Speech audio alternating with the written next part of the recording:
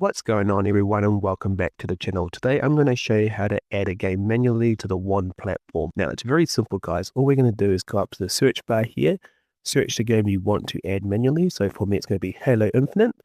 We're going to open this up, and then we're now on the game dashboard. We're going to see up here it says add game. We're going to click on this white box, and down the bottom here we're going to see add game manually. This is how you add the game manually guys. So we click here, add the game manually, or in my case I am simply just going to drag over the EXE from my desktop, drop it in, and as you can see Wand is now pointing towards the correct game EXE, and WeMod can now be launched with this game. And just a side note guys, WeMod only supports a handful of games, which are on this list here, which you can find at wand.com/games. These are all the games that the platform supports. If your game is not on this list, it is not going to work with the Wand platform. It's simple as that.